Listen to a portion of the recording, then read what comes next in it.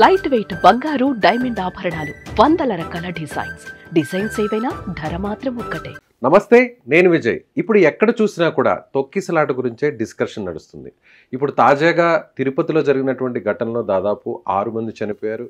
అదేవిధంగా అంతకుముందు హైదరాబాద్లో సంధ్యా థియేటర్లో ఒక మహిళ చనిపోయింది, మరొక చిన్నారి ఇప్పుడు ప్రాణాలతో కొట్టుమిట్టాడుతున్నారు. అసలు తొక్కిసలాటలో ఎందుకు ప్రాణాలు కోల్పోతారు? నిజంగా లోపల జరిగేటువంటి ప్రాబ్లమా, లేదంటే ఊపిరాడక చనిపోతారా, ఆర్గాన్స్ దెబ్బతినడం వల్ల చనిపోతారా? వీటన్నిటి గురించి కూడా మనం డాక్టర్ గారితో డిస్కస్ చేద్దాం. సో ఇప్పుడు మనతో పాటు ఉన్నారు ప్రముఖ వైద్య నిపుణులు డాక్టర్ పులి చంద్రశేఖర్ గారు. నమస్తే డాక్టర్. సార్, మీరు చాలా కేసెస్ చూస్తుంటారు, చాలా చోట్లంతా కూడా ఇప్పుడు రీసెంట్గా తెలుగు రాష్ట్రాల్లో తొక్కిసలాట గురించే డిస్కషన్ నడుస్తుంది. అసలు తొక్కిసలాట జరిగితే ఎందుకు మనిషి చనిపోతాడు? మోస్ట్ ఆఫ్ ది స్టడీలో చెప్పింది ఏంటంటే రిలీజియస్ ఈవెంట్స్లో ఎక్కువ జరుగుతూ ఉంది. సో చాలా మంచి పాయింట్ చెప్పారు. మహిళలకే ఎందుకు జరుగుతుంది, పిల్లల్లో ఇదే జరుగుతుంది. రీసెంట్గా మనం చూసాము, సంధ్యా థియేటర్లో కూడా మహిళ చనిపోయింది, రేవతి ఆమె. అలాగే ఇప్పుడు తిరుపతి ఇన్సిడెంట్లో కూడా చనిపోయిన 6 మందిలో 5 మంది మహిళలే ఉన్నారు. సో మహిళలే ఎందుకు చనిపోతున్నారు? ఓకే, బలంగా మగవాళ్ళు ఉంటారా, ఆడవాళ్ళు ఉంటారండి? మగవాళ్ళు ఉంటారు. సో ఆబ్వియస్లీ వాళ్ళకు ఒక ప్రొటెక్షన్ అనేది they can support themselves. So జరుగుతున్న విషయాలు ఏంటంటే వనరబుల్ టైం ఉంటారు. ముసలి వాళ్ళు కానీ, చిన్నపిల్లలు కానీ, లేడీస్ కానీ, వీళ్ళల్లో మాత్రం హై వనరబిలిటీ ఉంటుంది. వాళ్ళు ఏంటంటే గబుక్కుని పడిపోయేసరికి వాళ్ళ మీద ఫర్ ఎగ్జాంపుల్ చెస్ట్ ఉంది. ఇప్పుడు ప్రాక్టికల్ గా మాకు ఒకసారి ఎక్స్ప్లెయిన్ చేస్తారు. ఈయన ఉన్నాడు ఫర్ ఎగ్జాంపుల్, ఇది పట్టుకుని కొంతసేపు ఇలా ఉంచితే can you breathe? You can't. So తొక్కిసలు ఆడప్పుడు ఈ మెడ మీద కాలు పడవచ్చు. లేదు అంటే నేరుగా ఈ పాదం ఇక్కడ పడితే అప్పుడు ఊపిరి కదా, ఊరేసుకునేప్పుడు ఏం చేస్తారండి? సో అతనికి తర్వాత ఒకేసారి 10 మంది ఆయన మీద పడ్డారు, ముక్కులోంచి గాలి వెళ్తుందా? ఈ 10 మంది మూకముడిగా పడినప్పుడు ఇంకా స్పేస్ ఉండదు. సో ఇంకోటి ఏంటంటే ఇతను గాలి తీసుకున్నప్పుడు చెస్ట్ ఇలా ఎక్స్పాండ్ అవుతుంది. చెస్ట్ ఎక్స్పాండ్ అవ్వకుండా 10 మంది పడ్డారు అనుకోండి, అలాగే ఉండిపోతుంది. మనకి ఆక్సిజన్ అందదు. కొన్నిసార్లు ఇంకా బలంగా పడినప్పుడు, గట్టిగా గుద్దినప్పుడు ఏమవుతుంది, ఈ రిబ్స్ ఇరిగిపోయి లోపల ఉన్న లంగ్స్ కి హోల్ పట్టడం జరుగుతుంది. ఓహో, ఇంటర్నల్ గా కూడా అక్కడ ఇంజరీ అవుతుంది. తర్వాత లీక్ అయిపోవడం వల్ల లంగ్స్ కొలాప్స్ అయిపోతుంది. ఇది ఎంత టైం పడుతుంది సార్? ఇప్పుడు ఊపిరి తీసుకోకపోవడం అనేది ఎంత టైం లోపు? సార్ ముక్కు మూసుకొని నీళ్ళలో నుంచి ఎంతసేపు ఉండాలి కదా సార్? మాక్సిమం ఒక 10 minutes 5 minutes. ఇది కూడా అలాంటిదే. సో ఇక్కడ ఏం జరుగుతుంది అని అంటే, ఒకసారి కనుక రిబ్ ఫ్రాక్చర్ అయ్యి లోపలికి గాలి బయటకు వచ్చి లంగ్స్ అంతా కొలాప్స్ చేయొచ్చు. అదే బ్లీడింగ్, ఇంటర్నల్ బ్లీడింగ్స్ కూడా అవ్వచ్చు. వేరే ఆర్గాన్స్ ఇక్కడ లివర్ ఉన్నది, లివర్ హైలీ వాస్కులర్.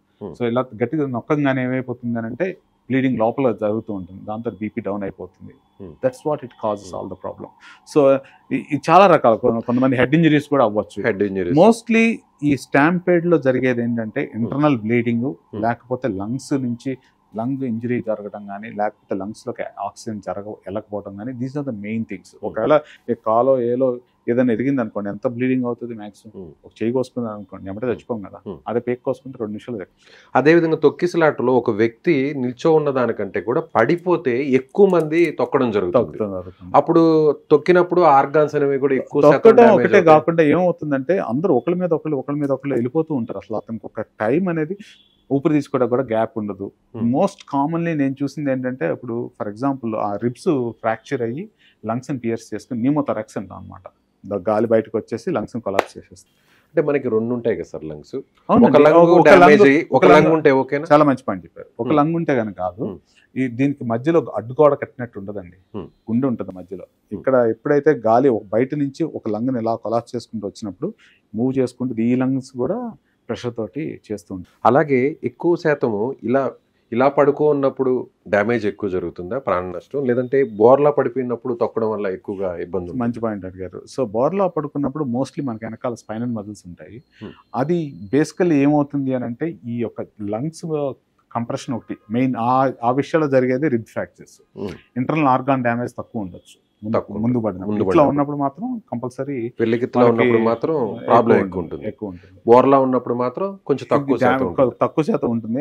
ఎంత టైం లోపల కోలుకునే అవకాశం ఉంది? ఇప్పుడు సడన్ గా ఏదైనా తొక్కిసలాట జరిగింది, స్టాంపేడ్ జరిగింది, ఇన్ని సెకండ్లు లేదంటే ఇన్ని నిమిషాల లోపల వెంటనే అక్కడి నుంచి క్లియర్ చేస్తే పేషెంట్ అక్కడ మనం రెస్క్యూ చేయొచ్చు. ఓకే, సో చాలా మంచి పాయింట్ అడిగారు. దీంట్లో ఏంటంటే నేను చెప్పేది, వాళ్ళకి జరిగిన డ్యామేజ్ ఇది ఒక న్యూమోథొరాక్స్ అంటే లంగ్స్ కొలాప్స్ అయిపోవటమా, లేకపోతే ఊరినే గాలి అందకపోవటమా, లేకపోతే ఇంటర్నల్ బ్లీడింగ్ ఉందా, దీన్ని బట్టి ABCD అని చెప్పి ఒక పేషెంట్ సిక్ ఉన్నప్పుడు కొన్ని మూవీస్ చూస్తూ ఉంటారు. Airway, breathing, circulation. ఎయిర్వే అంటే ముక్కు, గట్టిగా ముక్కు పోసేసి పట్టుకున్నాం అనుకోండి, ఫస్ట్ ఆఫ్ ఆల్ అది ఫస్ట్ రెస్క్యూ చేయాలి. బ్రీదింగ్, నెక్స్ట్ లంగ్స్ లోకి గాలి వెళ్తూ ఉండాలి. CPR like ABC, simple example. So మన చావు కూడా ఒక పేషెంట్ కి ఫస్ట్ ఇది బ్లీడింగ్ ఇక్కడ కాల్ దగ్గర అవుతుంది అనుకోండి. అంటే సిమ్టమ్స్ ఎలా గుర్తిస్తారు సార్? ఇప్పుడు లంగ్ డ్యామేజ్ అయింది, మీరు అన్నట్టుగా రిప్స్ ఏదన్నా వెళ్ళి లంగ్లోకి వెళ్ళిపోయి లంగ్ ఏదన్నా బరస్ట్ అయింది, ఒకవేళ ఓపెన్ అయిపోయిందంటే అది ఎలా ఐడెంటిఫై చేస్తారు? ఓకే, అంటే మీరు ఒక డాక్టర్ కాబట్టి మీరు ఐడెంటిఫై చేస్తారు, సామాన్య వ్యక్తులు ఐడెంటిఫై చేయలేరు కదా. వాళ్ళు ఎక్కడికి వెళ్ళినా కానీ ఫస్ట్ మేము చూడాల్సింది ఏంటంటే ఓకే ఆయన బ్రీత్ చేస్తున్నాడా లేదా అని చూసుకుంటాము, పల్స్ ఉందా లేదా. ఓకే లేదనుకోండి, జస్ట్ విల్ లిఫ్ట్ దెమ్, చిన్న ఇది ఫార్వర్డ్ ఓపెన్ చేసుకుంటే బ్రీదింగ్ వస్తుంది. ఎందుకంటే ఇది ఓపెన్ అవటం వల్ల ఆక్సిజన్ డైరెక్ట్ గా లంగ్ లోకి వెళ్తుంది. ఓకే, చిన్న అదే వార్మ్ చేసుకున్నట్టు పక్క పడుకోబెడతాం బ్రీదింగ్. తర్వాత then we look at the chest movements. Can you take a deep breath? Okay, so ఒకసారి నేను ఓపెన్ చేస్తాను. So I just want limited exposure for sake of it. ఇతను ఇప్పుడు బ్రీదింగ్ తీసుకుంటున్నాడు అనుకోండి, for example, can you take a deep breath? Expand అవుతుంది. Okay okay, one we looking, దీన్ని ఏం చేస్తాం అంటే ఇలా చిన్న తీసుకొని ముందుకు ఇలా చూస్తూ ఉంటాం. Can you take a deep breath? Breathe out. So ఎలా వెళ్తున్నాయి? అంటే ఇక్కడ నుంచి చూస్తే మీకు ఒకే సెకండ్ లో 3 తెలుసుకోవచ్చు. ఇక్కడ నేను చేయి పెట్టి అని సర్క్యులేషన్ ఎలా ఉంది చూస్తున్నాను, ఇతనికి బ్రీదింగ్ ఎయిర్ వే వెళ్ళాడు చూస్తున్నాను, అది చూసుకుంటున్నాను. ఒక్క పనిలో 3 తక్కువ టైంలోనే ఐడెంటిఫై చేయాలి. తక్కువ టైంలో it's systemic examination, so that అది సిపిఆర్ లో ఒక భాగం. చాలా మంది మనం చూసాం సార్, అంటే మీరు అన్నట్టుగా ఇప్పుడు లంగ్స్ డ్యామేజ్ అయితే కొంతమంది హార్ట్ ఏదైనా ఫెయిల్ అయిపోయిందని సిపిఆర్ చేస్తుంటారు, అలా చేయవచ్చా లేదా? ఓకే, సిపిఆర్ ఇప్పుడు ఆయన మెలకుగా ఉండి మాట్లాడుతున్నాడు అని అంటే, so it's no point in actually doing the CPR. The heart is still doing its function. Okay, అది ఇప్పుడు మనకి పల్స్ ఉందనుకోండి, ఇక్కడ నేను చేయబెట్టినప్పుడు పల్స్ ఉన్నప్పుడు already heart is beating. So what's the point in doing? అప్పుడు సిపిఆర్ అవసరం లేదు. అది అతను పూర్తిగా బ్లూ అయిపోయి ఇలా పడుకుని ఉన్నా అనుకోండి, అప్పుడు సిపిఆర్ చేయాల్సిందే. సో దాంట్లో సిపిఆర్ లో కూడా ఏంటంటే సైకిల్స్ ఉంటాయి. ఫస్ట్ చెప్పినట్టు ఎయిర్వే బ్రీదింగ్ అయిపోయిన తర్వాత సర్క్యులేషన్ కి will go on that first. అందుకనే ముందు గాలి గుర్తారు లోపల. ఫస్ట్ చేయాల్సింది ఒకవేళ స్టాంపేడ్ జరిగినప్పుడు, తొక్కిసలాట జరిగినప్పుడు, అన్కాన్షియస్ లో ఉన్నప్పుడు అసలు ఫస్ట్ ఆఫ్ ఆల్ బతుకున్నాడా లేదో చూసుకోవాలి. అప్పుడే సిపిఆర్ స్టార్ట్ చేస్తాం. హార్ట్ బీట్ ఉంది, హార్ట్ బీట్ ఉన్నది, అతను మామూలుగా లంగ్స్ ఉన్నాయంటే బతుకున్నట్టే కదా. Watts the point in doing the CPR? Okay, you will do more damage. అప్పుడు ఏదైనా రిబ్స్ బ్రేక్ అయి ఉంటే ఇంకొద్ది ఎక్కువ. అది నేను అడిగే పాయింట్ అది సార్. అంటే కొంతమంది తెలియక ఆవేశంలో లేకపోతే ఆతృతతో అలా సిపిఆర్ ఎప్పుడు చేస్తామంటే చనిపోయిన పేషెంట్ సిపిఆర్ చేస్తాం. బతుకున్న పేషెంట్ కాదు కదా చేసేది. లాస్ట్ ఆప్షన్ లో చనిపోయిన వ్యక్తికి సిపిఆర్ చేస్తాం కానీ బతుకున్న వ్యక్తికి కాదు చేస్తాం. ఇప్పుడు తొక్కిసలాటలో మనకి హెడ్ నుంచి ఈ పార్ట్ వరకు very important sir. Exactly, head నుంచి అండి. ప్రయారిటీ ఈజ్ నోస్ బ్లీడింగ్ కొంతమంది అవుతుంది, తొక్కేసారు అనుకోండి, బ్లీడింగ్ అయిపోయి యాస్పిరేషన్ అవ్వచ్చు, నోట్లో నుంచి యాస్పిరేషన్ అవ్వచ్చు, లంగ్స్ ట్రేకియా తొక్కేసేవచ్చు. So is all major thing ఏంటంటే మనకి మోస్ట్ ఇంపార్టెంట్ థింగ్ ఏంటంటే breathing, oxygenation, heart pumping, internal bleeding. So ఏదైనా ప్రాబ్లమే. కొంతమంది వాటర్ ఇస్తుంటారు. Good point, exactly. వాటర్ ఎందుకు ఇస్తున్నారో ఎక్కడి నుంచి వచ్చిందో నాకైతే తెలియదు. ఒక అన్కాన్షియస్ పేషెంట్కి వాటర్ ఇవ్వడం వల్ల యాస్పిరేషన్ అయ్యి మనం డ్యామేజ్ ఎక్కువ చేస్తాం. నాకు ఎందుకు చేస్తారో నాకైతే తెలియదు అండి. అది చాలా మంది కూడా మనం చూస్తుంటాం, ఏదైనా జరగగానే సమస్యలు పడిపోయినా కూడా వెంటనే నేను ఫస్ట్ లో విదేశాల నుంచి వచ్చినప్పుడు చూశాను, ఒక పేషెంట్ రోడ్ ట్రాఫిక్ యాక్సిడెంట్ లో అన్కాన్షియస్ పడిపోయి I think is almost did I think. So వాళ్ళు ఫస్ట్ ఏం చేశారంటే వాళ్ళ యొక్క ఎమోషన్ కోసము ఆ పేషెంట్ పైకి లేపి ఒళ్ళో కూర్చోబెట్టుకుని నిలుగా పెట్టారు. యాక్చువల్లీ అన్కాన్షియస్ పేషెంట్ నుండి ఫ్లాట్గా పడుకోబెట్టడం వల్ల బ్లడ్ సర్క్యులేషన్ బ్రెయిన్కి వెళ్తుంది. ఫస్ట్ పాయింట్, కూర్చోబెట్టకూడదు. నెక్ ఇంజరీ అయింది అనుకోండి, జీవితకాలం ప్యారలైజ్ అయిపోయి అంటాడు. First of all you need to stabilise that neck.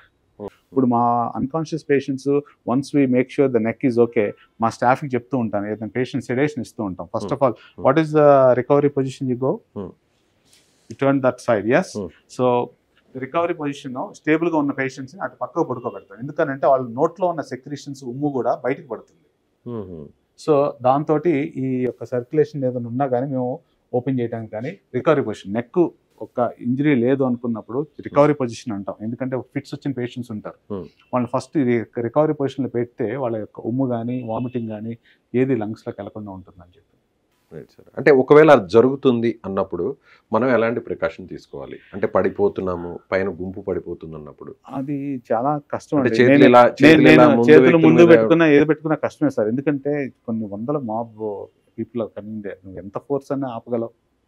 ఒక్కసారిగా వచ్చి పైన ఒకసారి అదే light weight so what I told my children is that time you just stay closer to the wall. ఏదన్నా ఒక వాల్ కంటే వెళ్ళిపోయేవాళ్ళు వెళ్ళిపోతుంటారు. సో బేసికలీ నేను వచ్చినప్పుడు last hope you stay next to this one so that at least కింద పడకుండా ఉంటాం. ఏదైనా సపోర్ట్ చూసుకుని ఆ సపోర్ట్ పట్టుకుని ఉండడం నేను అదొకటే నేర్పించగలిగాను నా పాపకి. నేను ఆ రోజు చూసినప్పుడు so at least you hold up to some sort of object so that నువ్వు కింద పడకుండా ఉంటావు. So let the other people go or pass అవే. అంటే మీరు చెప్పిన దాని ప్రకారం కింద పడకుండా ఉండడం అనేది చాలా ముఖ్యం. కానీ ఎంతవరకు ఫోర్స్ అంత పెద్ద మేనేజ్ చేయగలిగినంత వరకు చేయొచ్చు. సో ఇదొకటే నా పాపకి ఆ రోజు నేర్పగలిగాను. కింద పడిపోయింది, పాపం అనిపించింది. కానీ నేను ఏం చేశాను, అమ్మ నెక్స్ట్ టైము చూసావు చాలా రైలింగ్స్ ఉన్నాయి, just try to hold it. And then మేము ఏం చేసామంటే 2 ఎల్డర్స్ మధ్యలో బేబీని పెట్టుకోవడం, ఇట్లాంటి ప్రికాషన్స్ తీసుకోవడం వల్ల I could able to protect my children. So ఎందుకు అని అంటే there are vulnerable teams. Okay, ladies are vulnerable. So మనతో పాటు ఎవరైనా మగవాళ్ళు ఇంకా ఎవరైనా ఉంటే ముందు వెనక వాళ్ళని పెట్టుకోవడం, మధ్యలో మన ఫ్యామిలీని ప్రొటెక్ట్ చేసుకోవడం. These are the things I think would protect our families. Right sir, thank you so much. చాలా గుడ్ ఇన్ఫర్మేషన్ ఇచ్చారు. Thank you.